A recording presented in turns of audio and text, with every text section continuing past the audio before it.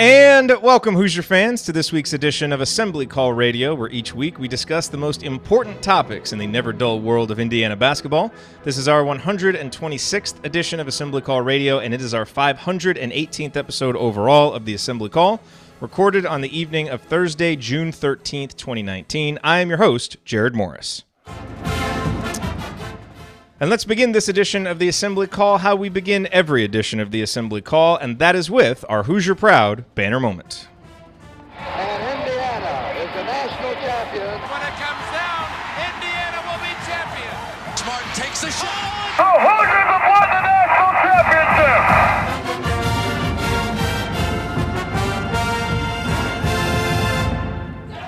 So for this week's banner moment, we're going off the grid a bit. For one thing, not a ton happened this week, though if you want a traditional off-season banner moment, then consider Armand and Trace moving into their new Bloomington apartment after dominating the Kentucky All-Stars, or Romeo Langford getting invited to the NBA Draft Green Room. Both are small yet positive developments for the program. But the banner moment we're going with for this week is the moment our IU alumni magazines arrived in the mail, because there, right above the table of contents, was a picture of three guys with faces for podcasting who have been lucky enough to build an audience of IU fans by breaking down IU basketball games.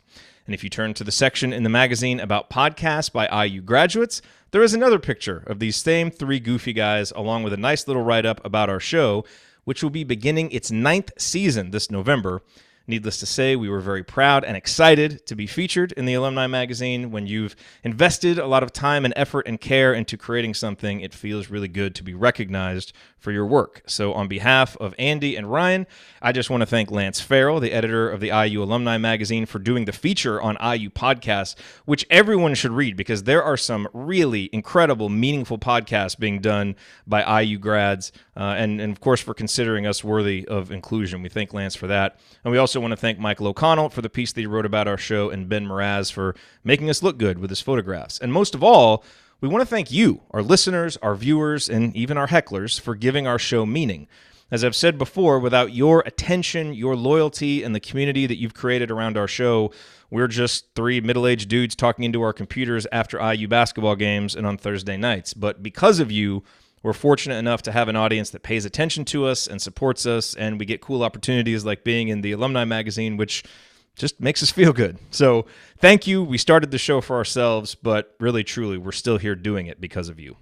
All right, now let me introduce my esteemed co-host for this week's show. To my left, he is the Juwan Howard of Girls Youth Sports Coaching in Cincinnati, the president emeritus of the Robert Johnson Fan Club, and one of the world's most renowned bracketologists.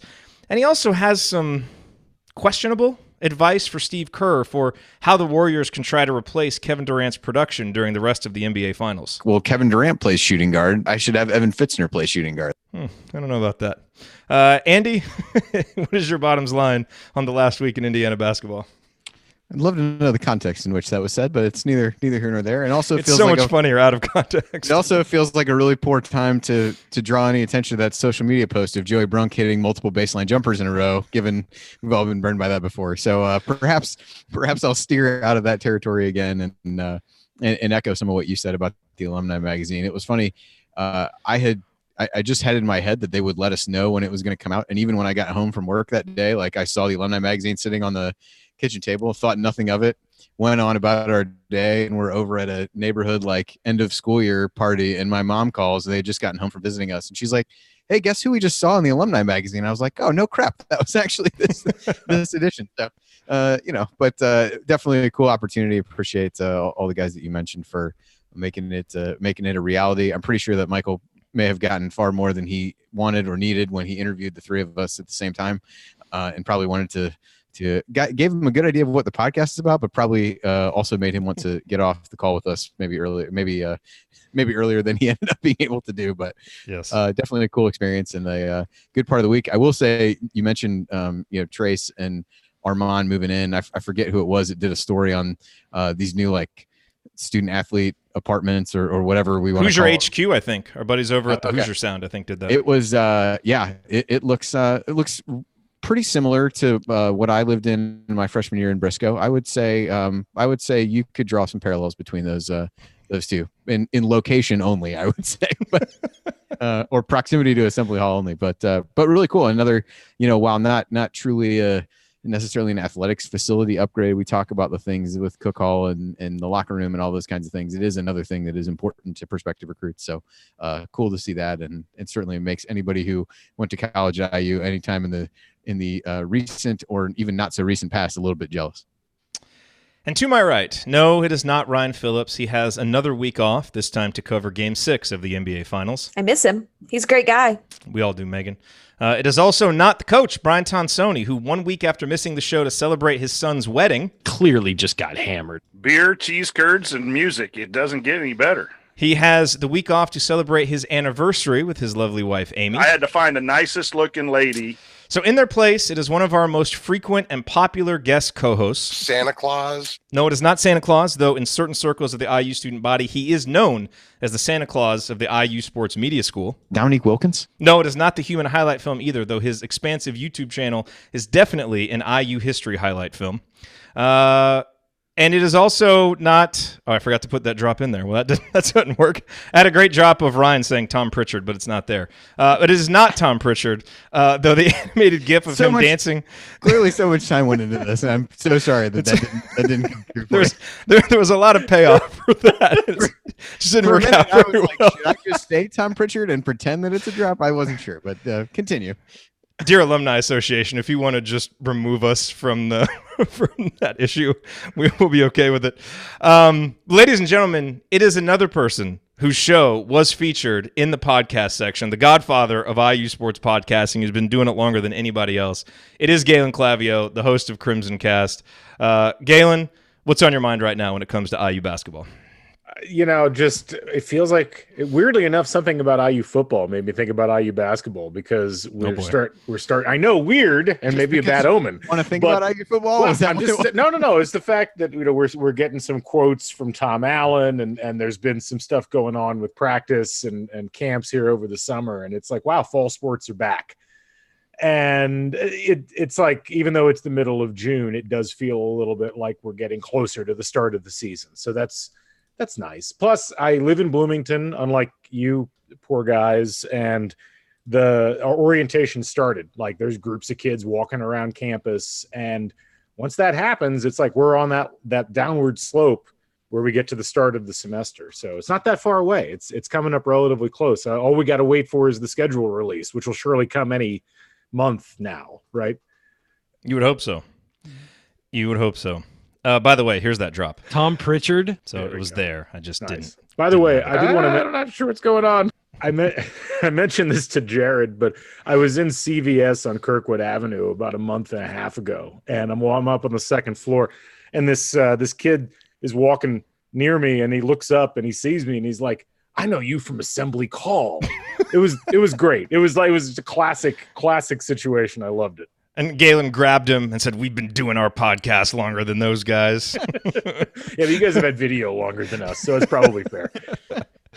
All right, so here's what we're going to talk about this week. Obviously, as you can tell, it's going to be a very loose show this week without a whole lot of IU news. We're going to talk about a few Hoosier headlines. We are going to discuss, kind of predict who we think are going to be some breakout players, and talk about how we think the scoring is going to come down next year, with a lot of scoring leaving, who we think will be the scoring leaders. And then, as we always do, we will answer your questions. All of that coming this week on Assembly Call Radio. Before we get to all that, a real quick word from this week's sponsor, and that is SeatGeek. Do you ever feel like ticketing websites make getting to the event difficult on purpose? It's as if they're so big, they feel like they can get away with not caring about the customer experience. But not SeatGeek. SeatGeek cares desperately about the satisfaction of their customers, which is why a quick glance at the App Store shows over 50,000 five-star reviews. Why? Because SeatGeek delivers a better process for buying tickets. SeatGeek pulls together millions of tickets from all over the web, and then they rate each deal on a scale of 1 to 10. And the user interface communicates it all clearly by displaying tickets on an interactive seat map so you can see right where they are, and by using a color-coded system for value. Green dots mean good deals, red dots are overpriced, and every purchase is fully guaranteed so you can shop for tickets with confidence. I have the SeatGeek app on my phone. It's by far the fastest and easiest way that I have found to shop for and find tickets. When my wife and I want concert tickets, which we'll be getting plenty during this basketball offseason, it's always the first place that we look. And best of all, can a brother get some coupons? Of course you can. SeatGeek will give you $10 off your first SeatGeek purchase. All you need to do is use our promo code. So download the SeatGeek app today and use the promo code ASSEMBLY for $10 off your first purchase. That's promo code ASSEMBLY for $10 off your first purchase. Okay, gentlemen, so let's talk about some Hoosier headlines. And I could just kind of throw out a few, and you can just react to whichever ones you want, because, as I said, not a whole lot happened. Galen, we'll go with you first. But the headlines that I had this week, as I mentioned, Armand and Trace led the Indiana All-Stars to a dominant sweep over Kentucky. Romeo Langford will be in the green room.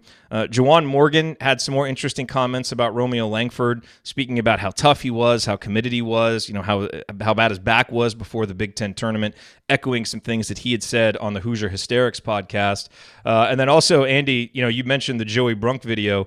I described it as him looking like a combination of Marshall Strickland and Kent Benson in the 1-minute video that they put together, which is typically what happens with these videos that we know a certain member of our staff here at the Assembly Call is not a big fan of. I don't want to see workout tapes. Coach, he doesn't want to see workout tapes. He wants to see the real thing. So Galen, that's kind of what happened. Do you want to react to any of those headlines? Anything jump out to you? I'm surprised Kentucky still plays high school basketball. At this point, the amount of trouble they've had with Indiana high school basketball, I would think they would just fold up tent and go away. No, I thought it was great news. Obviously, any news where I think everybody feels like Trace Jackson Davis is going to come in and compete, but the more you hear about Armand Franklin and what he is bringing to the table and how he just seems to continue to be getting better, I think it's something to reasonably get very excited about if you're an IU fan and you're trying to figure out how this Jenga puzzle of a lineup is supposed to fit together next year. So that's kind of the main thing for me. I look at that, and I'm not shocked that Indiana ended up having a couple of great games against the Kentucky All-Stars, but I am very encouraged by that news. And it seems like there's some momentum building there, and I think in the backcourt it's going to make it kind of an interesting situation as far as who gets to play and what lineups they decide to roll with. It's just a good thing John Calipari is not coaching the Kentucky All-Star teams, because after a beatdown that dispiriting, he surely would just pull them out of the series and vow never to play it again. Certainly Drake will never come back to the Kentucky All-Star game. Yeah, no, never. Andy, what jumped out to you from any of those headlines? And did I miss any? Were there any that I missed? No, I think that's it. I was surprised you came up with 4. So good work by you. I think the All-Star wins, I think it does show a level of two things: chemistry and competitiveness with those guys, that they really wanted to come out and show well in that series. Really took care of business in both games. I think even Kentucky had talked about after the first game saying that's not going to happen again, and I think they got beat worse the second game than they did the first. And I think you see a good chemistry between Trace and Armand, which is really important for a couple of guys that you think will be there for at least a couple years. And so those are obviously exciting things. And I think the continued stuff about Romeo is it's weird to kind of the heat that he's taken over the course of time, and how people have viewed or started to view his 1 year at IU. But I think for him personally, the invite to the green room seems like a positive, and at the very least, the fact that he accepted it seems like a positive, based on what he's hearing. And the comments by Juwan continue to be ones that there's no benefit really for Juwan to go out of his way to say those things at point based on where those two guys are. Neither one of them's here.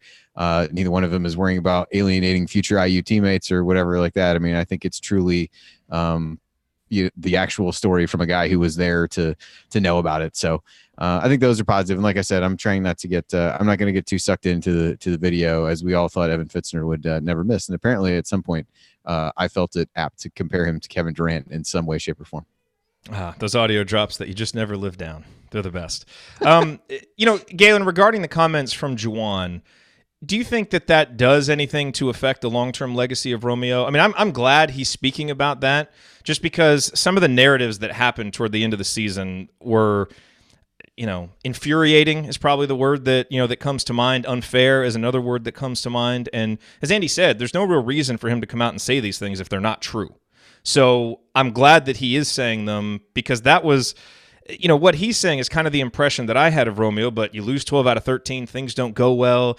You kind of never know, and doubt will creep into your mind, and I'm just glad that he is kind of putting an end to it, and you'd really have to be searching for reasons to not like the kid if you're going to just ignore what Juwan is saying about him.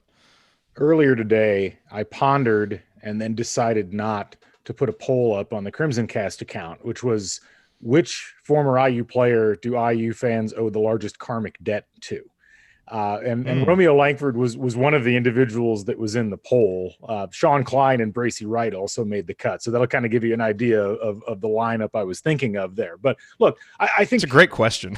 It is. I was like, who else would go in that? Like Verdell Jones, Marco Killingsworth, Pat Knight. I mean, there's a lot of different ways you could go with that fourth person in there. But look, I think I echo what you say to a large degree. I think that there's a lot of things that went on behind the scenes with Romeo Langford that people weren't privy to. His camp actually ended up being pretty quiet in terms of not publicizing those things. The kid pretty much got killed by everybody because he became much like, if we want to go last generation, much like Bracy Wright or Verdell Jones, kind of became the public whipping boy for people's frustrations about what was going on with the team. And it's unfortunate. I think it was doubly unfortunate with Romeo because there was so much hype coming in and people thought he was going to be able to provide a lot more, but there was obviously a lot going on. So, I mean, it doesn't change how I felt about it because I'd heard a lot of those things behind the scenes myself.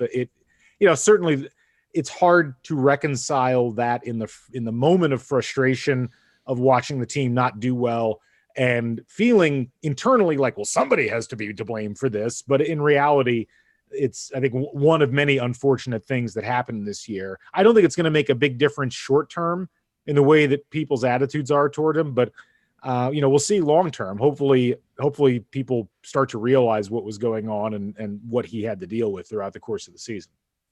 Devontae Green and Justin Smith could be guys that we end up owing a karmic debt to, depending on how let's give it another year just to see. Okay. Let's move on here. Coming up on the assembly call, we are going to peer into our crystal balls and look ahead. Who do we feel most confident about as a breakout candidate for next season? And with no one on the roster who has ever averaged double figures in scoring, where are the points going to come from? We're going to discuss that. Stick with us.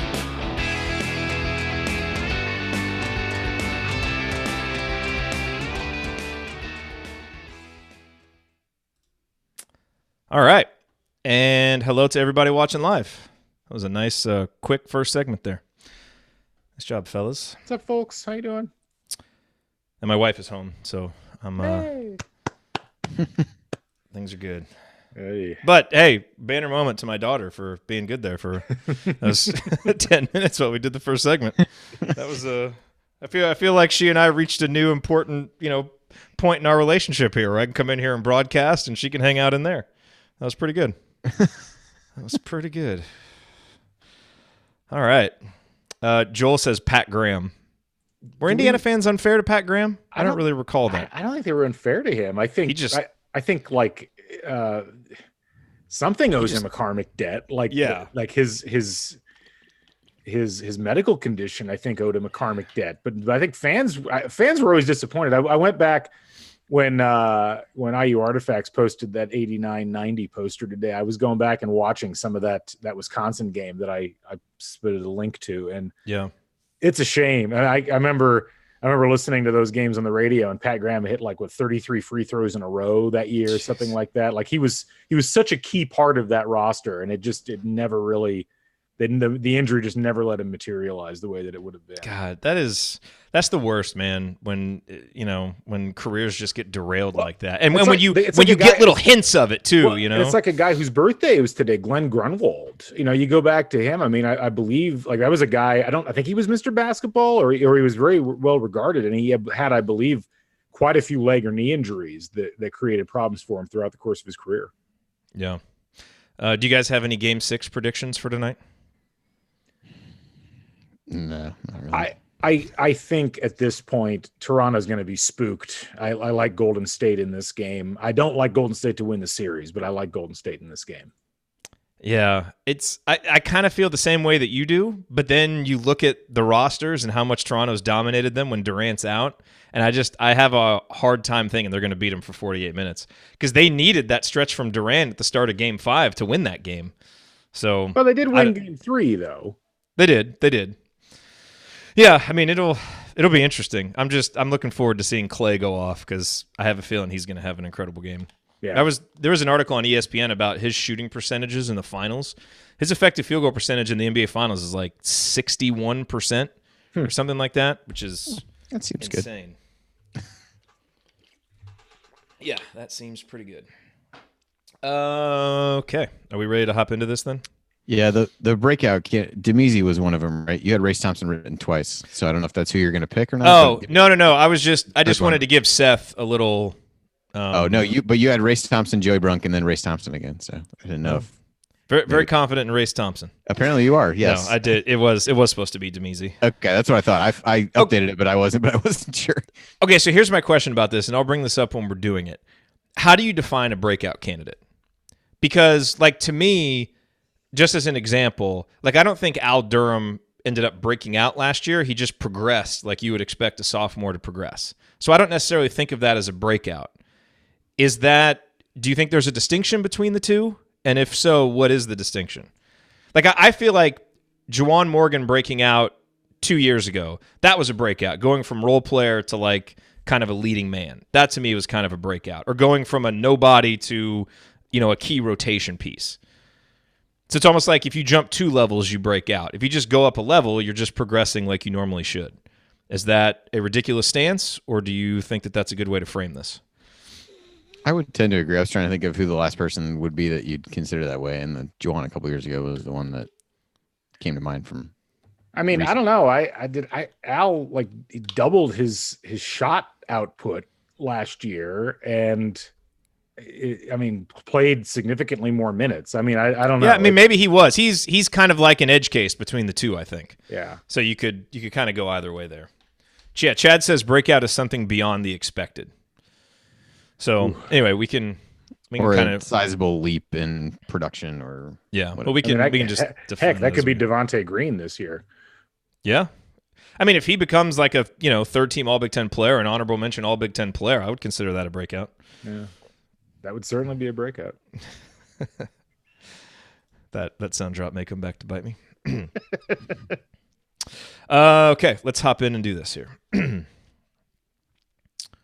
Okay. Should we do breakout players first or scoring first? Do you think it matters? No. Okay. We'll do breakout first then. All right. Here we go.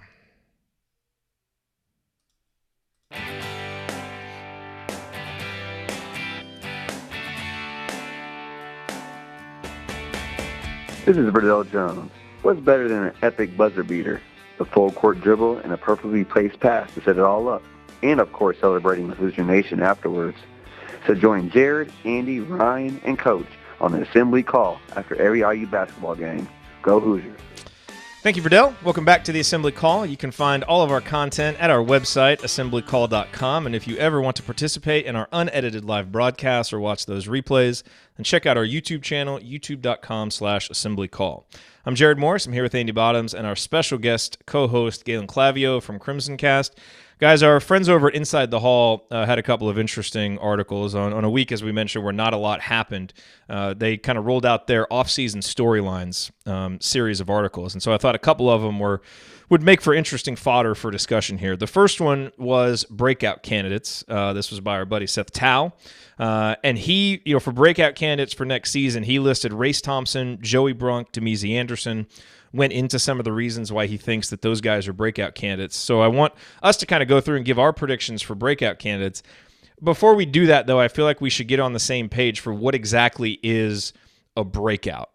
Because to me, like, if a guy just jumps one level, just kind of progresses how you would normally expect them to progress, that's not really a breakout. Like, if Justin Smith this season becomes kind of a consistent contributor, I suppose in one sense it's a breakout because he hasn't been that, but that's also the progression you would expect. If he becomes an All Big Ten player, that to me is a breakout. So like a guy jumping 2 levels, as opposed to just progressing one. As we talked about in the break, what Juwan Morgan did in Archie Miller's first season, that was a breakout, going from being a role player to an all Big Ten level player.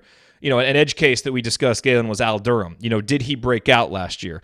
On the one hand, he kind of progressed as you would expect, but you look at his numbers and he, doubled some of those numbers and, certainly had a stretch there where it really looked like he was breaking out. So, we're probably not going to come up with a real firm definition, but, do you guys have any thoughts on that before we do this, just to make sure that we're framing it correctly? No? Okay. No, I think what you said is fair. Okay. Well, then let's go into it, Andy, and why don't we start with you? Who do you think is most likely to be a guy that breaks out this season for Indiana? There's a couple guys that come to mind. Of the guys that Seth mentioned, maybe I'm too caught up in what some of the guys have said about Demezi, but I think the other thing that stands out to me about him is, and they had one of the other ones was their offseason storylines was how the front court minutes kind of shake out, and to me that's almost why I didn't pick Joey Brunk or Race Thompson, because it is kind of a crowded front court, and even as guys emerge, there's still a bunch of other guys who might be able to take minutes. Versus Demezi plays if he can step in and play some minutes on the wing or at guard, there's not a ton of other guys necessarily competing for those minutes. That obviously depends on the size, what kind of lineup you want to put out there from a size standpoint. But if he's able to come out and shoot the ball, that's something this team desperately needs. Could make him a bit of a breakout guy. So I don't know that means he turns into a guy who goes out and scores 10 points a game by any stretch of the imagination. But I think if he went from what he did last year to scoring 7 or 8 points a game, that would be that would constitute a breakout, and something I think this team really needs to be able to have somebody who can really step up and score. So I'd lean him with the guys that were mentioned. The other one, I don't know how you would define breakout for a freshman, but I'm really interested to see what Armaan Franklin can do and if he can carve out some minutes for him. If the team wants to continue to play a little bit smaller as they did last year, I don't know if that's the case this year or not. But I do think from a competitiveness standpoint, from a basketball IQ, all the things that you hear about him, he feels like a guy who's going to come in, work really hard, and give himself a chance to be more of a contributor right away than maybe some people think. So he would be another option. But I think defining that for a freshman is even harder than it probably is for guys who have already been in the program. Yeah, I mean, for Demezi, if you go from being a non-factor that's kind of unplayable to being a key rotation piece or a consistent player, that's a breakout. For a freshman, for Armaan, I kind of think back to Al Durham's freshman year. He kind of broke out as a freshman simply because very little was expected of him, and he got thrust into a role and really did better, I think, than most people expected that he would. Now, it'll be interesting with Armaan because I feel like so much has been talked about him. It's almost like he's gone from underrated to now we may be expecting too much, and I hope everybody will let him just ease in and be a freshman. Same with Trace, because I have high hopes for him as well, but I don't think he's going to come in right away and be, junior year Robert Johnson. You know what I mean? And that it's almost like he's getting hyped up to that level, and we just need to make sure that we're being careful about that. Galen, I think IU fans will take a reasonable approach to what we can expect from players, Jared. I don't think anyone needs you to tell them how to. What does Ryan say about it? What does Ryan say about Indiana fans and our reputation nationally? Indiana fans have a reputation nationally of being ridiculous. Galen, your thoughts on breakout players? It's a completely sober group of fans when it comes to that stuff. Let's be honest. Okay, I'm not going to count Joey Brunk because I don't think you can count a breakout player who's much like Andy was saying. It's like a freshman. Yes, we've kind of seen Joey. We don't know what Joey Brunk really is going to be like in a system where he feels more comfortable than obviously what he felt at Butler. So I'm going to just delete him from the exercise. I'm going to go with Race Thompson here because I think you look at a guy who's had 2 years in the system. Yes, he was out of competitive games last year because of the injury for most of the year, but he looked pretty good when he came back. And I think he's gonna seize minutes down low. I think he's going to be able to change the way that Archie Miller hands his minutes out in the post. I like what he brings to the table. I don't know that he's necessarily going to have a breakout year from a scoring perspective, but I think from a rebounding perspective and from a defensive perspective, he's a guy that's going to make a big difference. So, nothing against Demezi Anderson or any of the other potential candidates, but he seems like the guy who is the most prepared and most ready to have a breakout season. Yeah, I think all of those thoughts make sense. the two guys that I'm going to go with, and this kind of transitions us into our next topic, talking about scoring, is Rob Finney and Devontae Green. Because, part of it to me is how many minutes are guys going to get? Just how much are they going to play? And when I look at the roster coming into next season, those are the two guys that I feel most confident saying they will lead the team in minutes. And I think Al Durham is probably up there too, but I don't know if he's, quite at that level yet. I could see him being just a kind of a notch below those guys in terms of minutes. But you look at Rob, he averaged 6.8 points a game last year. He could very easily double that, just with the natural progression of a sophomore, getting more minutes and, more shooting consistency, which we saw from him before the concussion. Devontae Green averaged 9.4 points per game last year. And, if you made me pick, and we're going to talk about this in just a second, who I think is going to lead the team in scoring next year, I think it'll be Devontae. Now, I don't think he'll double it. I don't think he'll get to 18 points per game. But, typically the leading scorer, is going to average 14, 15, 16 points per game, even on a team with, balanced scoring and not like a clear superstar. And so if he's improving his, production by 50, 60%, and just playing consistently, that would be, something close to a breakout, even though you kind of expect that to happen as a senior. I think given the context of his entire career, I actually think I would feel more comfortable pinning it on those two guys, even over Race and Demezy.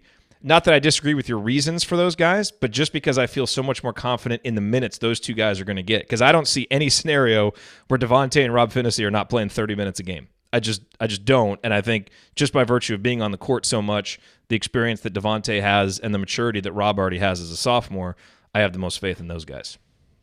I think with Rob to a certain extent, Devontae's a little bit hard. You got a glimpse of potentially what his role will be in the NIT. With Rob, it's a little bit difficult to say. Again, it kind of goes back to how you define breakout. Everybody walked out of last season with a really positive opinion of him, and really minus the games where he missed with his concussion and some of those kinds of things. I'm not sure he takes as big of a, he'll progress. I guess we kind of talked about that in the break. Will he, just natural progression versus, taking a leap to be kind of a breakout guy. I think he'll definitely make that progression for the reasons that you said. I don't know if he jumps his production so much that he becomes a breakout, but maybe that's just semantics of how we would define that. I'm with you on that, Andy. I think. Well, then it's not. Well, Galen and I are definitely right if he agrees with me. Right. Well, it's just that he averaged 27 minutes a game last year, and he averaged almost 3 assists a game last year, and he averaged, the 6.8 points per game. That could certainly go up. I think it will go up, but I don't know if his shooting percentages are necessarily going to go up. It might just go up due to volume of shots taken, unless he really has worked on his shot and gotten significantly better this offseason. That concussion really seemed to affect his shot, though, for a long time. Yeah. So I think his efficiency will go up. And you may be right, and certainly I think it'll, hopefully as he gets more distance between him and the concussion, he'll be more apt to drive to the basket and try to score down low, and that'll help the overall percentage. I'm kind of in line with Andy in this, in that I think if you were going to look at a breakout year for Rob Finney, he already had it. The freshman year and be able to come in and play as well as he did, even with the team not necessarily performing as well around him. I don't know that he's going to be able to more than double that, which kind of feels like what the criteria of this category is. Hey, why don't we just have all these guys break out and things would be really good, and then have Justin Smith be the true breakout like we all predicted last year, and we'll be rolling. Things will be good. Okay, so let's talk about scoring, because as you start projecting forward, no Romeo, no Juwan, and we've talked at length about how we think, losing those two guys is going to help Indiana improve its three-point percentage and, be more efficient as a shooting team because of how inefficient those guys were shooting. Let's also remember how efficient those two guys were under the basket. Really, really efficient. And they just assumed such a heavy load for the offense. So, you look at it, as I mentioned before, no one on the roster has averaged double figures in a season yet. So you're really going to be relying on guys who haven't been leading men to be leading men from a scoring perspective. I have a trivia question for you, Galen. How many times since 1950 has Indiana's leading scorer averaged less than 15 points per game? How many seasons? I'm going to say 1950. 6 seasons? Pretty close. 7. Oh. But 6 players. So, because one guy did it twice. I'll go ahead and claim that as a win. Then. Do you want to take a stab at naming any of the players who led the team in scoring with under 15 points? One of them is Andy's favorite player of all time. Wait, Rob Johnson? No. What are you talking about? Third favorite player of all time after Rob Johnson and Calvert Cheney. I mean, Verdell Jones has to be one of them, right? Verdell's one of them, yes. Okay. He was at 14.9, so he was almost there. That was in 2010. Okay. I don't know that I can name any of the other ones. Okay, in 2009, Devin Dumas, Andy's third favorite player, averaged 12.7 points per game. I honestly that don't happened. know That actually happened. I'm shocked anybody scored in 2009. Anyway, go on. Even in that scenario, somebody has to lead, no matter how bad it was. Doesn't really matter. Right. I don't know what I've said over time that would make you even joke that was my third favorite player. But well, it's clearly not true. Those were dark times. Dark times. In 2007, DJ White averaged 13.8 points. In 1997, Andre Patterson averaged 13.7 points, barely beat out A.J. Guyton, who had 13.6. And then you have to go all the way back to 1968. Vern Payne averaged 14.8. And then 1950, 1951, Bill Garrett, 13.1 and 12.9. But that a totally different era, obviously. So it's almost unfair to count that one. Man. Point being, it doesn't happen very often. But I think as you look at this season, I could very easily see this being one of those seasons where, Devontae averages 13.5, Rob averages 12, Al Durham averages 11, and then you get a whole bunch of guys, Duran averages 8, Brunk averages 9, like just on down the list. So, and look, you can still win that way. It's not ideal. Obviously, none of the teams that I just mentioned were particularly great teams. But my questions to you guys, do you think anyone averages more than 15 points this season, Andy? And who do you think will average in double figures this season? I don't. If anybody averages 15 points, I would say Devontae, but I would tend to lean no, that no one will score 15 points a game this year. Galen, what do you think? I feel the same way. When I sketched this out in advance of the podcast, I had Devontae averaging 14 points a game. And I had three other players in double figures. I had Rob at 12, Justin Smith at 11, and Al Durham at 10. And I think I've got two guys right on the edge of that. I think Jerron Davis and Joey Brunk will both average 9 points a game. So, and they're kind of like one guy, right. But if that's the case, then they would, like Voltron Brunk Davis would score 18 points a game, which that'd be fine. It is interesting. I did some math on this. So IU scored 2,289 points last year, and they lost 1,247 of those points. So they've only got 1,042 points coming back. But the top six scorers only average 64.7 points per game. So, you look at the scoring numbers that I threw these up before I did that calculation, the numbers I added up would be 65 points a game. So there might not be that much of a drop off. It might just be a situation where it's a little more evenly spread. And on a team that doesn't have like a bona fide top level scorer, this might not be the worst thing in the world if they can combine it with really good defense. And the thing that strikes me about all of the teams that you mentioned, at least the modern ones, the 09 team, the 97 team, both of those really struggled defensively. That 07 team was weird. They couldn't score, but no one could score on them. And, if you look back historically, that actually ended up being a pretty good year in retrospect, although not everybody realized it at the time. Was that Sampson's first year? It was. That was and they ended up as a 7 seed in the tournament. They almost knocked off UCLA in the second round. That was the team that went into Durham and I think lost it was like 53-51 or something like that. Like it was a really low scoring game against Duke that they almost pulled out. So that was Sampson's first year.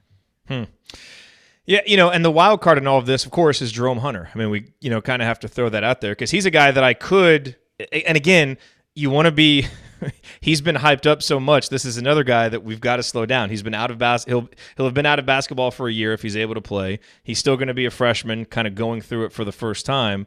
So, it's easy to just say, oh yeah, he'll step in and provide all that wing scoring production. He's a guy, if you can get 7, 8, 9 points per game out of him, you would feel pretty good about that too. And hopefully maybe by the end of the season could be a double figure score. But I really, I think the way that you look at this, for this thing to be successful and just the way that it seems most likely is especially early on, Devontae, Rob, and Al are really going to have to assume a big part of that scoring punch. And you hope that Justin Smith can do that too.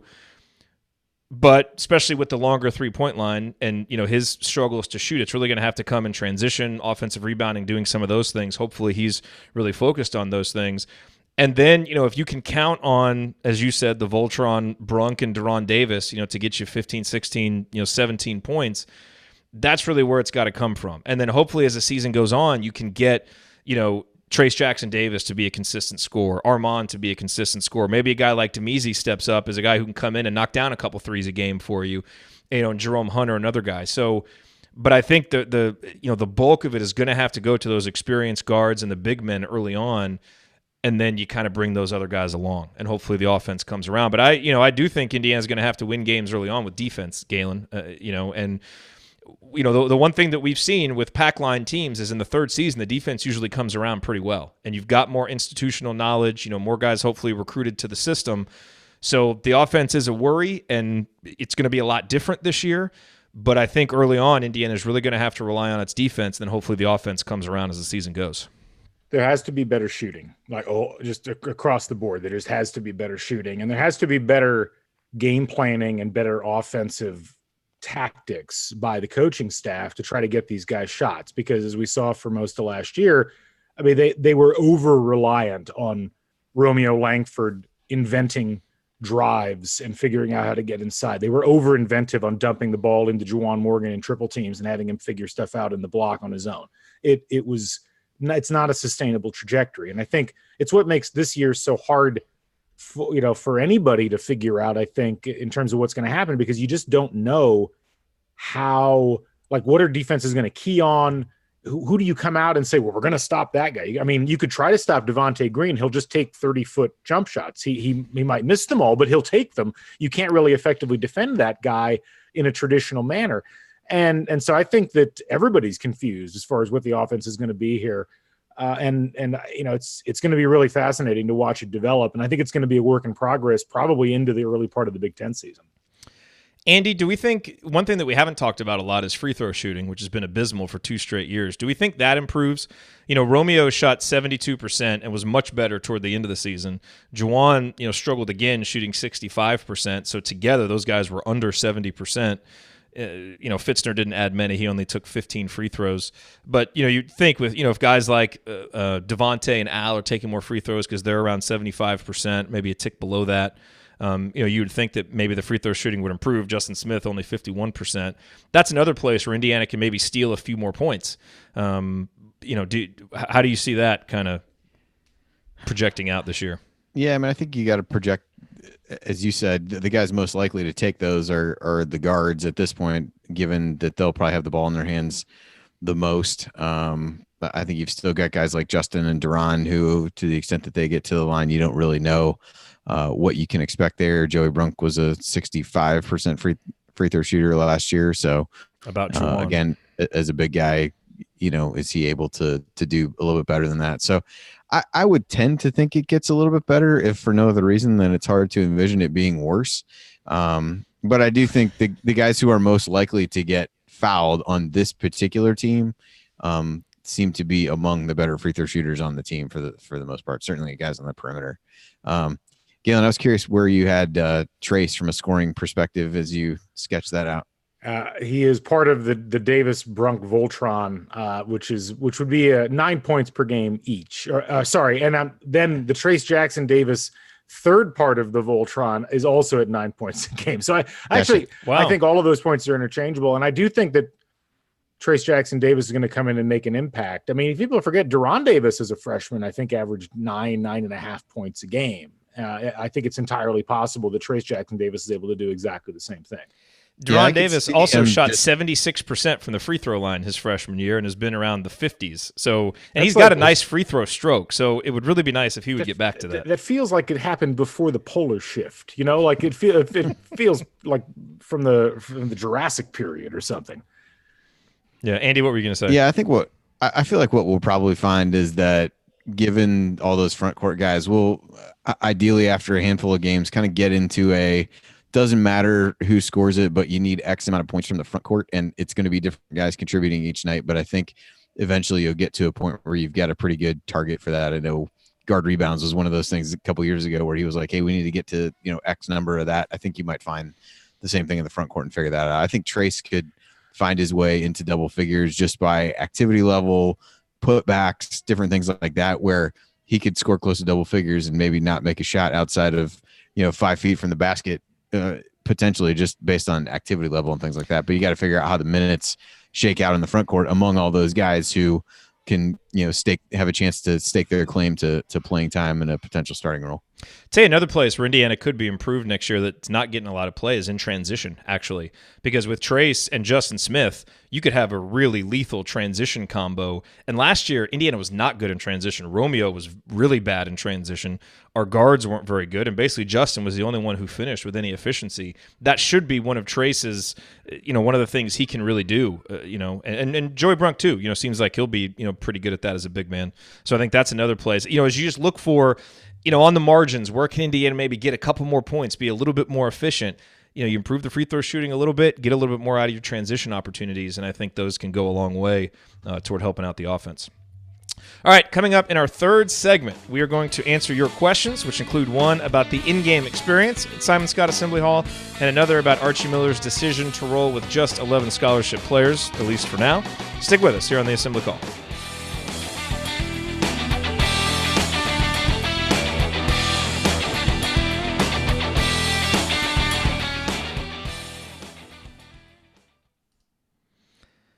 All right, so we've got about 9 minutes for the final segment. That's a pretty good conversation. Yeah. Can you hear the noise coming from the other room? No. Occasionally it comes through, Okay. but not constantly. Let me go. Let me close these blinds real quick.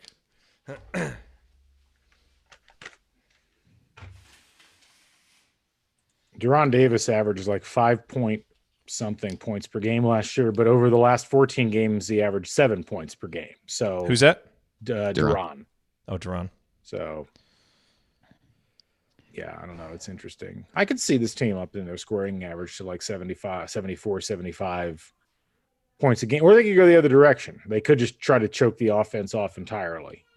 It's because, as you mentioned, they either need to be really good in transition or they're going to have to be really good against zone defenses, because I get the feeling that they're going to be facing a lot of that throughout the course of the year, given the lineup. And that's where, Jerome and Demezi become swing players for the season. Because if those guys can play and shoot consistently, and you can put a lineup out there with Demezi at the 4 or Jerome at the 4, where you've got 4 guys who can actually shoot the ball, that's something that we haven't had. Now, again, can those guys do it? I don't know. But, that's a different look that we'd be able to have.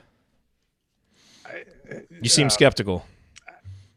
Don't you want 4 guys on the court at once who can shoot? Aren't you just salivating for that?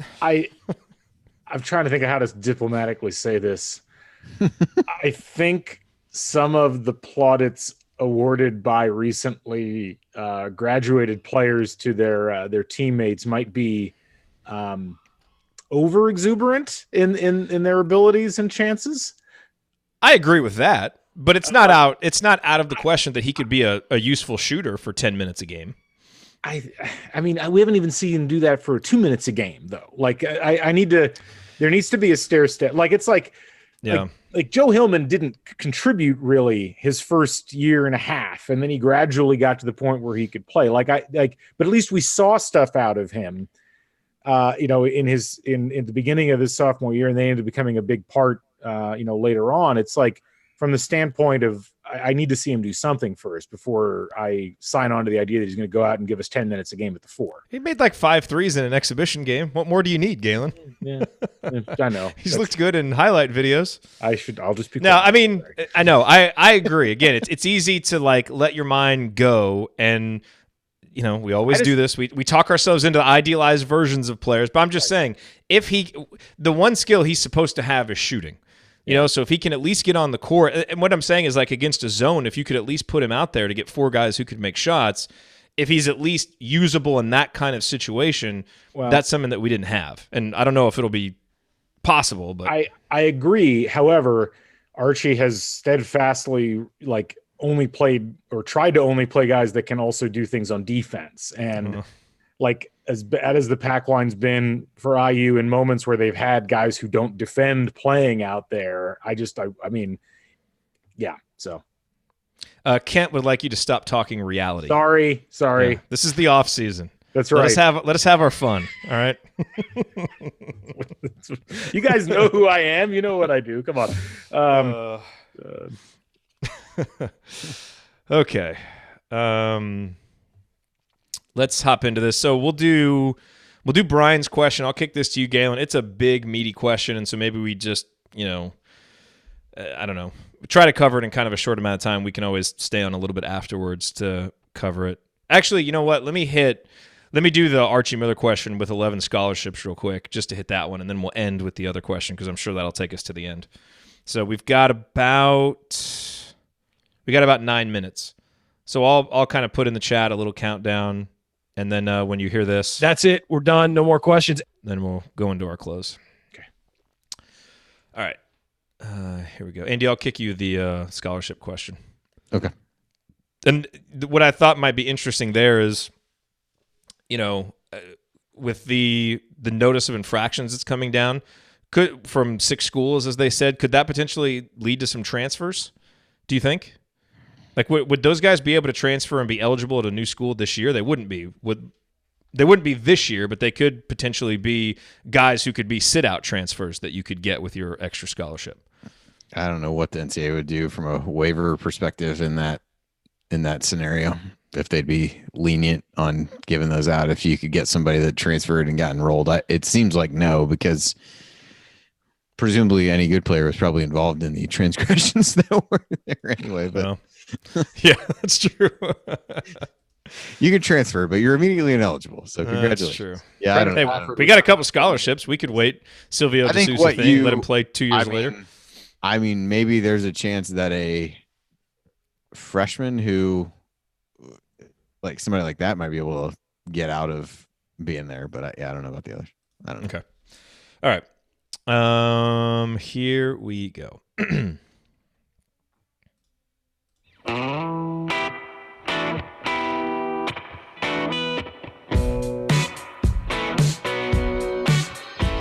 This is Ethan Happ, and I never listen to the assembly call, especially the episodes that Ryan is on. Thank you, Ethan. Hopefully you're listening to this episode then. Welcome back to the Assembly Call. I'm Jared Morris here with Andy Bottoms and Galen Clavio from Crimson Cast. Remember that you need to be subscribed to our email newsletter. We send out a weekly IU news roundup even during the offseason, and after every game we send out a detailed post-game analysis. Just text IU to 66866 or go to assemblycall.com. That's IU to 66866 or go to assemblycall.com. All right, guys, it's time for our mailbag. These questions were submitted in our private IU basketball discussion community, which you can learn more about at assemblycall.com/community. Andy, we got a question, a comment and then a question from CW76. He says, y'all need to do a classic Hoosiers postgame this summer. Galen would be great to get involved as he has quite a few games archived. We have talked about that. We do need to do that at some point. So let's use this as, let's actually do that sometime this offseason. We'll pick a game. I'm thinking maybe early 90s, something of that vintage. Have a little fun there. We do need to do that, though.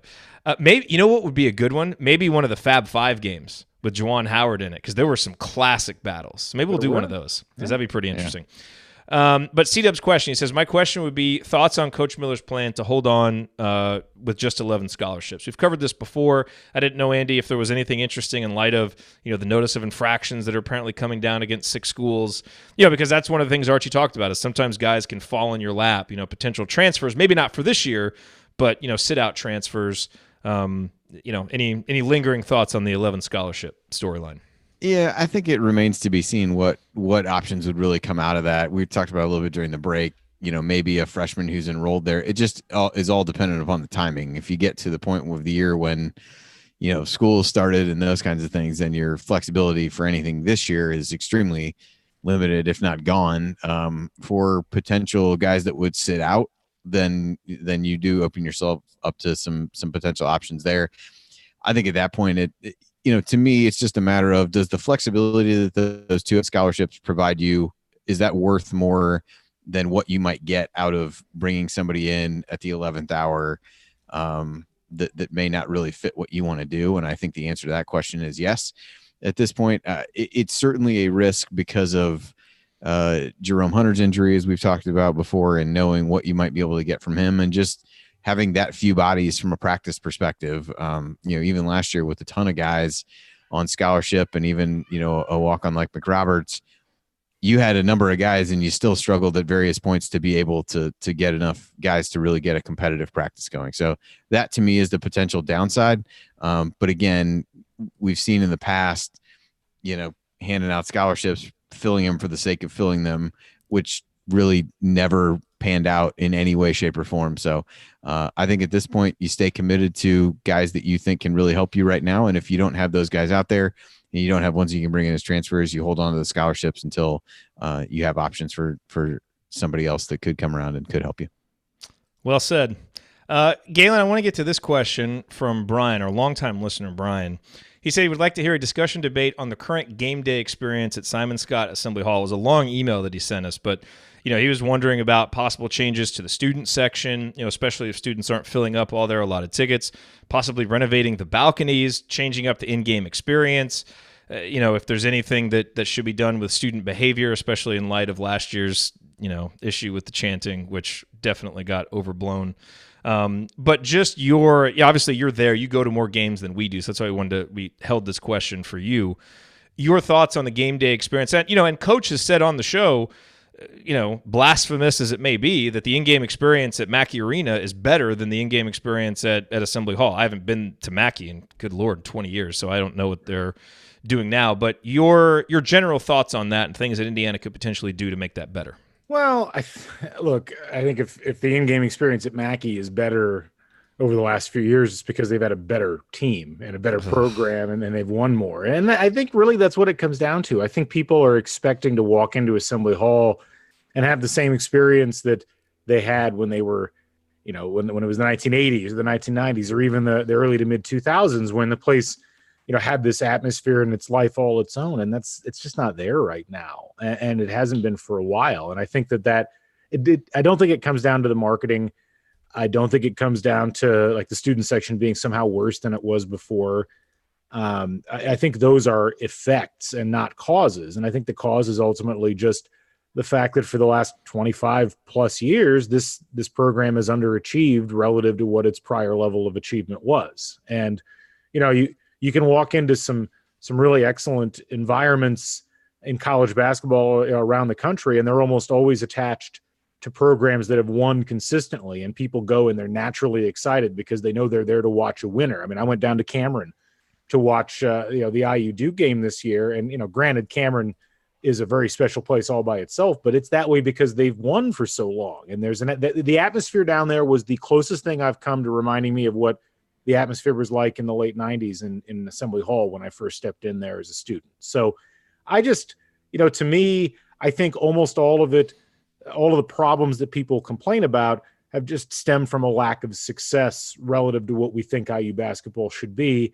And I think that's what needs to change. And I think if that changes, a lot of other stuff will fall into place. I think Assembly Hall marketing, like the athletic department, they're doing the best they can with what they've got right now. And there's only so much you can squeeze, out of a situation where people are walking in there and they're not as jazzed up as they used to be.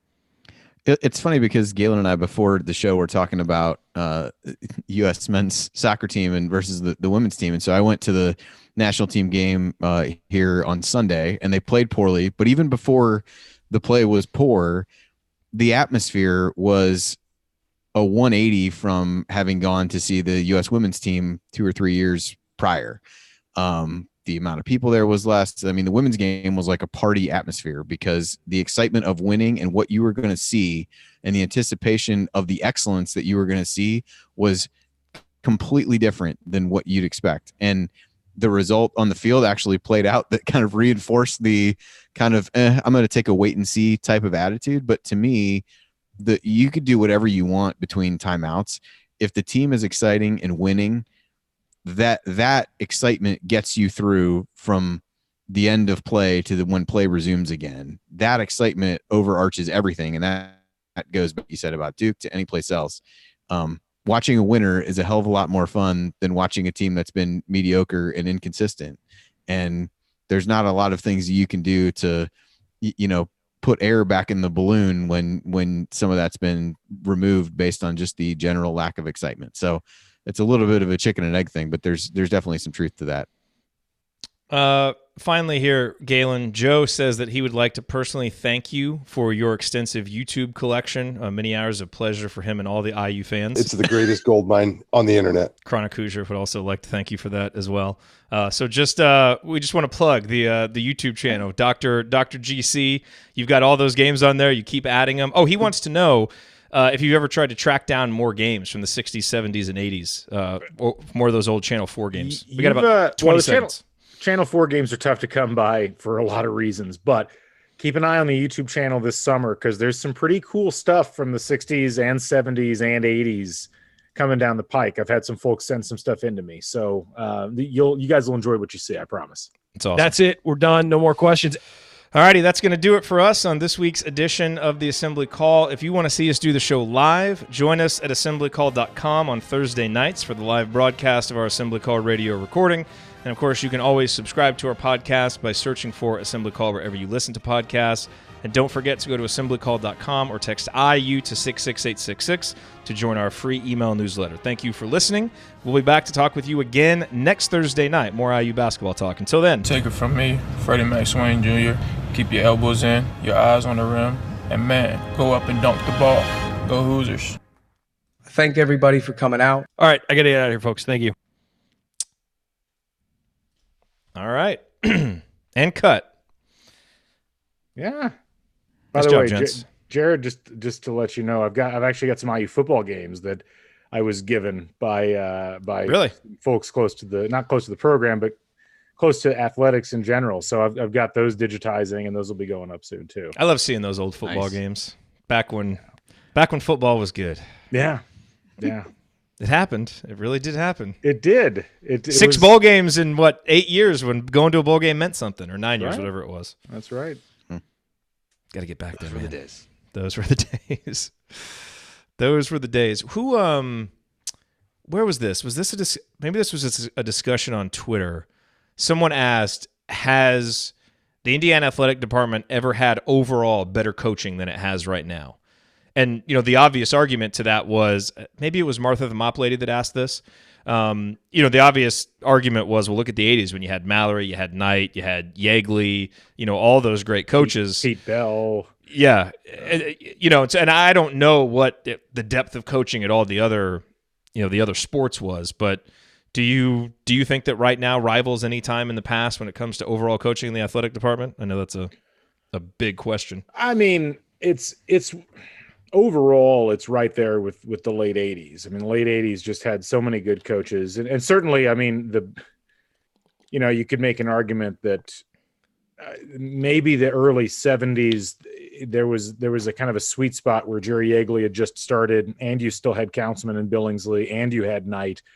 That was a really special period as well. But there is a really, really significant depth of coaching right now at IU across the board that's pretty cool to see. And so it's, I think there's just, and that frankly, to me, that's all Big Ten Network's doing, because that's given them the money and the resources that it's attracting coaches. Like that's how you get like a Steve Aird to leave Maryland and come to IU. It's what attracts, good baseball coach after good baseball coach to come here. So, if you were to rank all the current coaches in the different IU sports, like relative to, I guess, like the success level of that sport in the past, where would Tom Allen and Archie Miller rank right now among the coaches in the athletic department? They'd have to be pretty far down, I would imagine.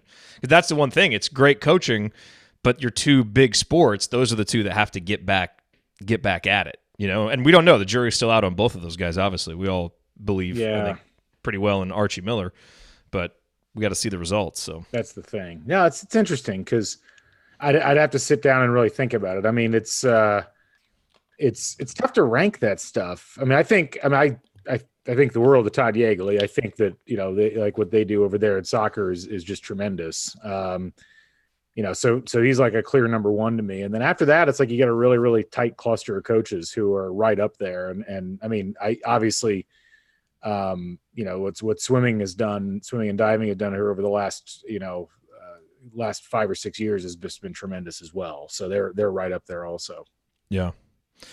Brett says Archie's going to get it done. We all believe that. Let's just now we Hope just want to so. see it. Really now do. We just want to see it. Yep. Yeah. Andy, any final thoughts from you? You'll be hosting in 2 weeks because I'll be away on vacation.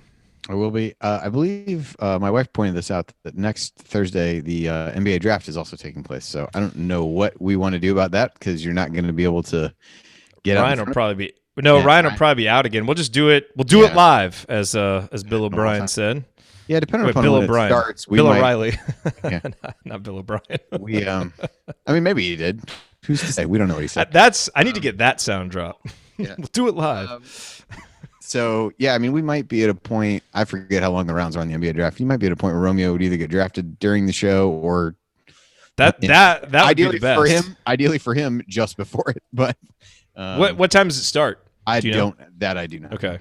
Yeah, we'll probably be back at our normal time next week. I would imagine. Ryan won't be here because he'll be covering. Yeah, the we draft. can't really wait that out either. But no. So I don't know. We'll see. Yeah, hopefully he gets drafted live, and then we can react live. Going to bed.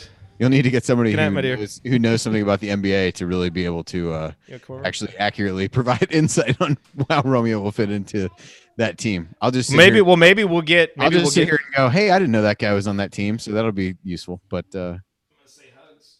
I'm gonna say goodnight. Do you want to say hi to everybody? Hi, everybody. Hi. We're talking about Indiana basketball. They could hear you on the. She's like, if that keeps me from having to go to bed, I am also willing to talk about Indiana basketball. How much will Devontae Green score next year? They want to know how many points Devontae Green will score next year. 10? 12? It's perplexing. One of life's great mysteries. Outstanding.